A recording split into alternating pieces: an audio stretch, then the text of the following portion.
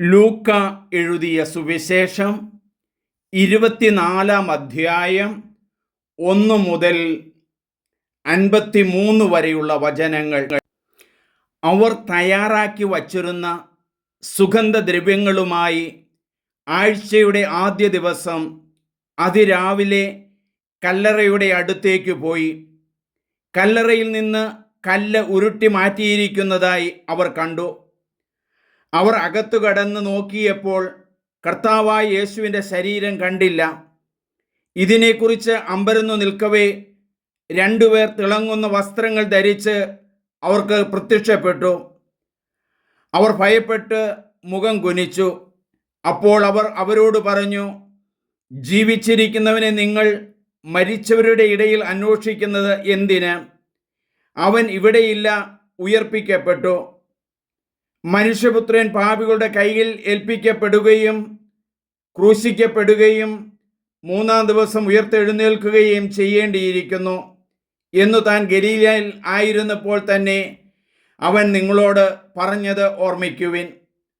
അപ്പോൾ അവർ അവൻ്റെ വാക്കുകൾ ഓർമ്മിച്ചു. കല്ലറയിങ്കിൽ നിന്ന് തിരിച്ചു വന്ന് അവർ ഇതെല്ലാം 11 പേരെയും മറ്റെല്ലാവരെയും അറിയിച്ചു. മഗ്ദലേന മറിയവും യോവന്നായും യാക്കോവിൻ്റെ അമ്മയായ മറിയവും അവരുടെ കൂടെ ഉണ്ടായിരുന്ന മറ്റു സ്ത്രീകളുമാണ് ഇക്കാര്യങ്ങൾ അപ്പസ്തോലന്മാരോട് പറഞ്ഞത്. അവർക്കാകട്ടെ ഈ വാക്കുകൾ കെട്ടുകഥ പോലെയേ തോന്നിയുള്ളൂ. അവർ അവരെ വിശ്വസിച്ചില്ല. എന്നാൽ പത്രോസ് എഴുന്നേറ്റ് കല്ലറയിലേക്ക് ഓടി. കുനിഞ്ഞ് അകത്തേക്ക് നോക്കിയപ്പോൾ അവനെ പൊതിഞ്ഞിരിക്കുന്ന തുണി തനിയെ കിടക്കുന്നത് കണ്ടു. സംഭവിച്ചതിനെപ്പറ്റി വിസ്മയിച്ചുകൊണ്ട് അവൻ തിരിച്ചുപോയി. എമാവൂസിലേക്ക് പോയ ശിഷ്യന്മാർ. ആ ദിവസം തന്നെ അവരിൽ 2 പേർ ജെറൂസലമിൽ നിന്ന് ഏകദേശം 60 സ്താദിയോൺ അകലെയുള്ള എമാവൂസ് എന്ന ഗ്രാമത്തിലേക്ക് പോവുകയായിരുന്നു. ഈ സംഭവങ്ങളെക്കുറിച്ചെല്ലാം അവർ സംസാരിച്ചു കൊണ്ടിരുന്നു. അവർ സംസാരിക്കുകയും വാദിക്കുകയും ചെയ്ത് കൊണ്ടുപോകുമ്പോൾ യേശു അടുത്തെത്തി അവരോടൊപ്പം യാത്ര ചെയ്തു. എന്നാൽ അവനെ തിരിച്ചറിയാൻ കഴിയാത്ത വിധം അവരുടെ കണ്ണുകൾ മൂടപ്പെട്ടിരുന്നു. അവൻ അവരോട് ചോദിച്ചു, എന്തിനെക്കുറിച്ചാണ് നിങ്ങൾ സംസാരിക്കുന്നത്? അവർ മ്ലാനവദരായിരുന്നു. അവരിൽ ക്ലെയോഫാസ് എന്നു പേരായ അവനോട് ചോദിച്ചു, ഈ ദിവസങ്ങളിൽ ജെറൂസലേമിൽ നടന്ന സംഭവമൊന്നും അറിയാത്ത അപരിചിതനാണോ നീ? അവൻ ചോദിച്ചു, ഏതു കാര്യങ്ങൾ? അവർ പറഞ്ഞു, നസ്രായനായ യേശുവിനെക്കുറിച്ച് തന്നെ. അവൻ ദൈവത്തിൻ്റെയും മനുഷ്യരുടെയും മുമ്പിൽ വാക്കിലും പ്രവൃത്തിയിലും ശക്തനായ പ്രവാചകനായിരുന്നു. ഞങ്ങളുടെ പുരോഹിത പ്രമുഖന്മാരും നേതാക്കളും അവനെ മരണവിധിക്ക് ഏൽപ്പിച്ചു കൊടുക്കുകയും ക്രൂശിക്കുകയും ചെയ്തു. ഇസ്രായേലിനെ മോചിപ്പിക്കാനുള്ളവൻ ഇവനാണ് എന്ന് ഞങ്ങൾ പ്രതീക്ഷിച്ചിരുന്നു. ഇതൊക്കെ സംഭവിച്ചിട്ട് ഇത് 3-ാം ദിവസമാണ്. ഞങ്ങളുടെ കൂട്ടത്തിലുള്ള ചില സ്ത്രീകൾ ഞങ്ങളെ വിസ്മയിപ്പിച്ചു.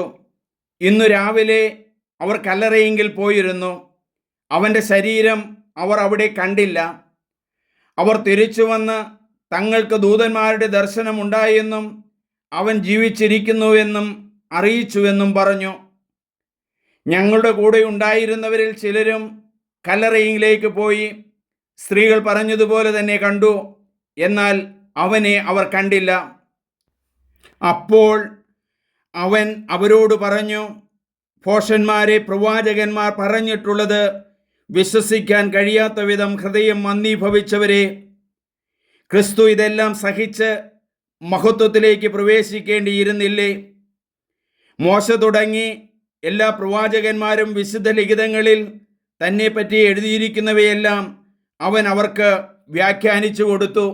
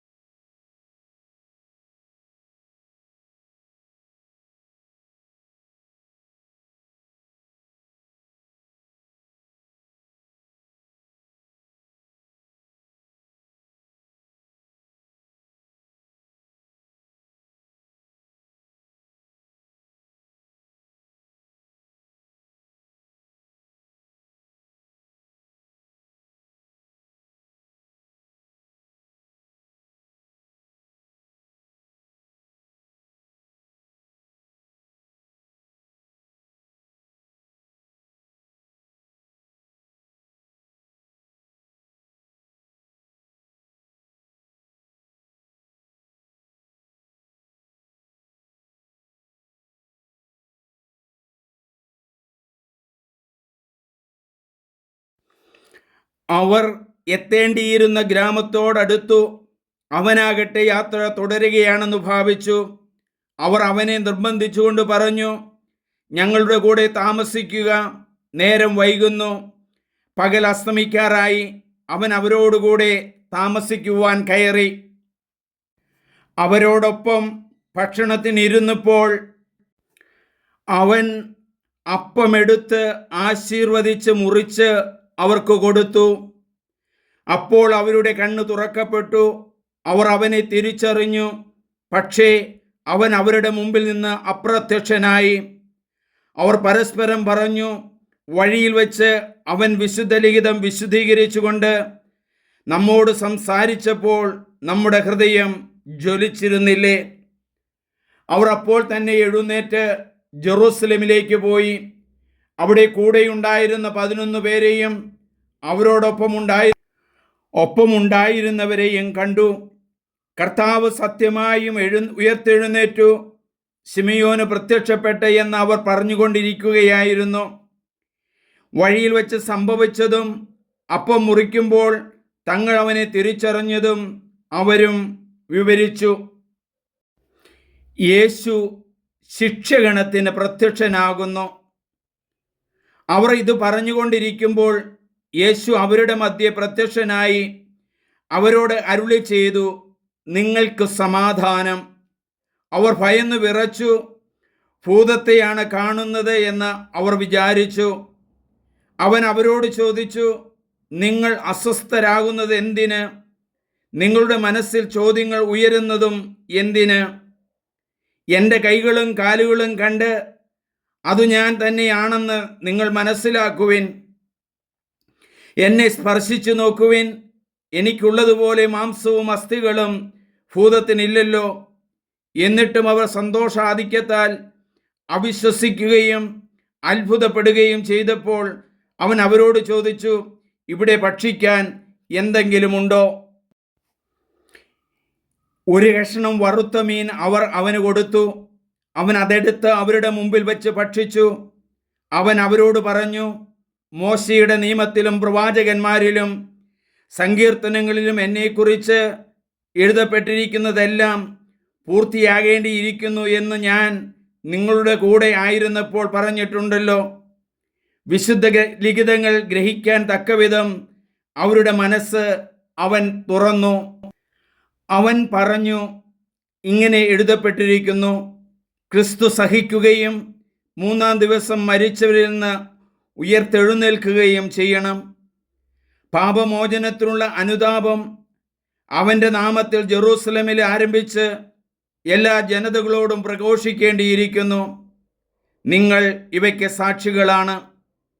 ഇതാ എൻ്റെ പിതാവിൻ്റെ വാഗ്ദാനം നിങ്ങളുടെ മേൽ ഞാൻ അയക്കുന്നു. ഉന്നതത്തിൽ നിന്ന് ശക്തി ധരിക്കുന്നതുവരെ നഗരത്തിൽ തന്നെ വസിക്കുവിൻ. യേശുവിൻ്റെ സ്വർഗാരോഹണം. അവൻ അവരെ ബെഥനിയ വരെ കൂട്ടിക്കൊണ്ടുപോയി കൈകൾ ഉയർത്തി അവരെ അനുഗ്രഹിച്ചു കൊണ്ടിരിക്കെ അവൻ അവരിൽ നിന്ന് മറയുകയും സ്വർഗത്തിലേക്ക് സംവഹിക്കപ്പെടുകയും ചെയ്തു. അവർ അവനെ ആരാധിച്ചു. അത്യന്തം ആനന്ദത്തോടെ ജെറൂസലേമിലേക്ക് മടങ്ങി. അവർ ദൈവത്തെ സ്തുതിച്ചുകൊണ്ട് സദാസമയവും ദേവാലയത്തിൽ കഴിഞ്ഞുകൂട്ടി.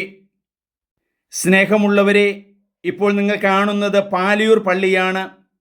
AD 52 തോമസ് ലീഹ കേരളത്തിൽ വന്നു എന്ന് വിശ്വസിക്കുന്നു. പാലിയൂർ പള്ളി തോമസ് ലീഹ സ്ഥാപിച്ച പള്ളികളിൽ 7 പള്ളികളിൽ ഒരെണ്ണമാണ്. ഇത് നിങ്ങൾ സബ്സ്ക്രൈബ് ചെയ്യണം, മറ്റുള്ളവർക്ക് പങ്കുവെച്ചു കൊടുക്കണം, ഷെയർ ചെയ്യണം. ദൈവം നിങ്ങളെ അനുഗ്രഹിക്കട്ടെ. Praise the Lord. Hallelujah, hallelujah, hallelujah. Thomas ലീഹ വചനം വിതച്ചതുപോലെ വിതയ്ക്കുക.